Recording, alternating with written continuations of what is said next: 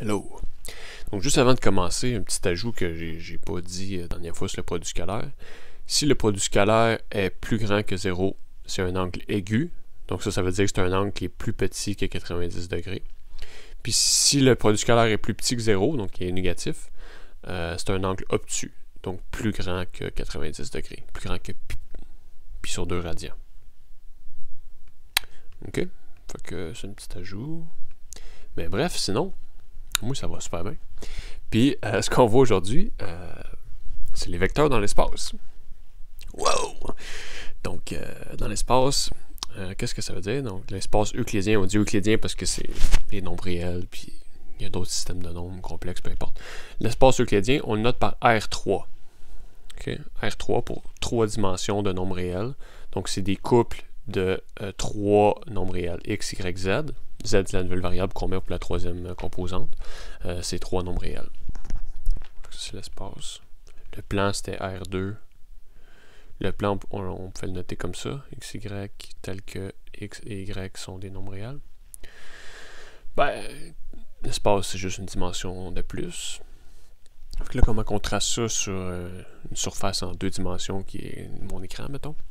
Ben, exemple, tracer les vecteurs suivants. U, c'est 2, 4, 3, puis V, c'est 0, moins 1, moins 3. OK? Ben, premièrement, on se fait un système d'axes. Comment qu'on le fait? On met l'axe des Z en haut, puis on se fait 2 autres axes comme ça ici. OK, ça c'est mon axe des X, mon axe des Y, puis mon axe des Z.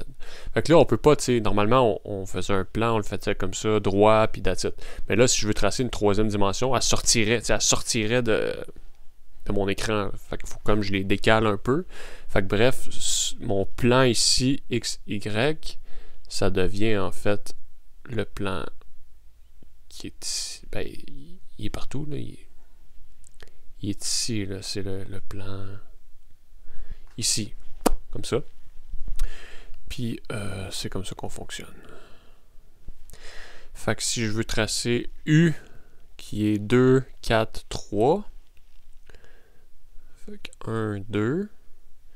1, 2, 3, 4. Puis 1, 2, 3. Ok, U, je vais le tracer en comme ça. C'est pas ça que je voulais comme couleur, oui, c'était ça. Comme ça. Fait que. Là, je vais mettre ça en jaune pour. Ça, ça va comme ça, comme ça. 2, 4. Donc X, 2, Y, 4, puis Z, 3. Ok. Fait que là, je vais monter. Puis Z, si je descends jusqu'à 2, puis que je me tourne jusqu'à là, j'obtiens là, ici. Ok, fait que ça, c'est le point 2, 4, 3. Comme décalé un peu de même en 3D, ça fait ça de même. Fait que ça, mon vecteur, il va commencer en 0, comme d'habitude. Ça, c'est un vecteur, une notation pour un vecteur qui commence en 0, 0, 0. Là, il y a un 0 de plus à l'origine. Puis qui finit ici. Fait que ça, c'est mon vecteur U. Mon vecteur V, lui, 0, moins 1, moins 3. Donc, X vaut 0, on est ici. Y vaut moins 1, puis Z vaut moins 3. Donc là, je prends mon truc en jaune. 0, moins 1, moins 3. Ici. J'obtiens ça. V. Et voilà, mes deux vecteurs en 3D. Donc là, c'est un peu le bordel à tracer. Moi, je ne demanderais pas de tracer des vecteurs en 3D. Là. Ben, pas à l'examen. En exercice, oui, pour se pratiquer, mais sinon, c'est un peu... C'est un peu illisible. OK. Mais bref... On peut facilement généraliser dans le fond tout ce qu'on a fait, les sommes de vecteurs, les produits scalaires, les normes. C'est exactement la même chose avec une coordonnée de plus qu'on généralise. Là. Ça marche pareil, je ne le redéfinirai pas pour tous les cas. On va juste faire des exemples et on va voir que c'est exactement pareil. Par exemple, j'ai 2 points AB, puis je veux calculer les composantes du vecteur AB. Ce que je fais, Ben là, tu sais, j'ai mon x1, y1, z1, x2, y2, z2, mes coordonnées. Bon, ben là, j'y vais. Mon vecteur AB, c'est... Normalement, c'était x2 moins x1, puis y2 moins y1. Là, j'en rajoute une troisième. z2 moins z1. Ma formule. Fait que je vais. Bon, ben ça va être 2 moins 1, 1 moins 2, puis moins 3, moins 3. Donc avec les coordonnées. Ok, fait que ça me donne quoi au final? 2 plus 1, moins, ça fait plus. Moins 1, moins 6.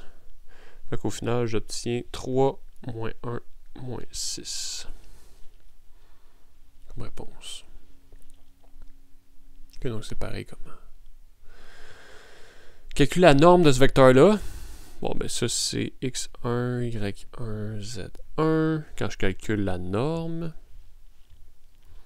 de u, donc sa longueur, c'était quoi? C'était x1 au carré plus y1 au carré, la racine. Ben là, j'ajoute le z1 au carré.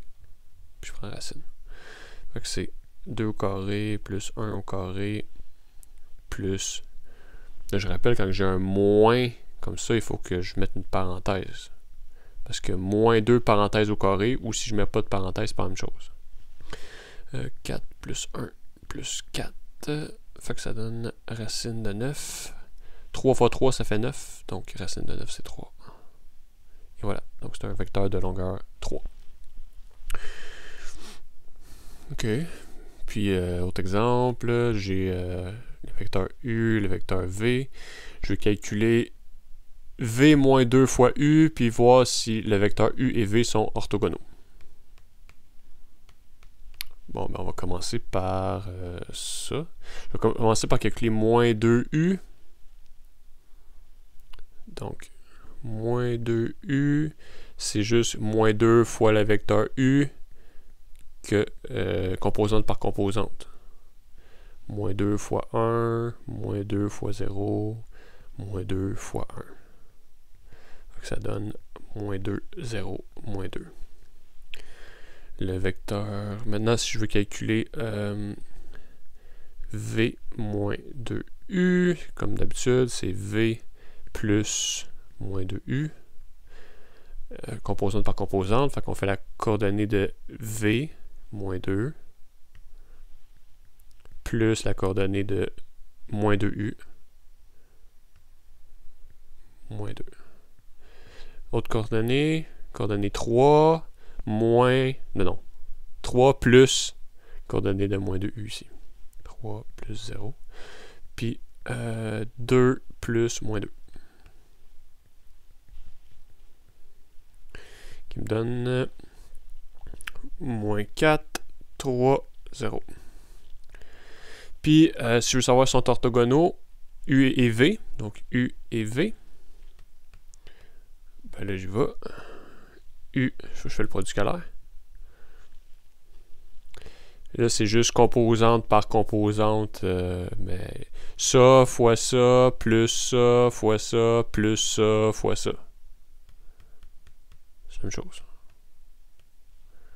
Fait que 1 fois moins 2 plus 0 fois 3 plus 1 fois 2 qui me donne moins 2 plus 0 plus 2 qui me donne 0. Donc vu que c'est égal à 0, donc oui, sont bien orthogonaux. Puis ça c'est ma réponse pour... Et voilà. Fait que c'est essentiellement la même chose. Sauf que là, on a une opération de plus qu'on pourra faire avec les vecteurs qui s'appelle le produit vectoriel, qu'on va voir juste après. Qui ne peut pas être fait en 2D. Fait que c'est bien. OK, au revoir.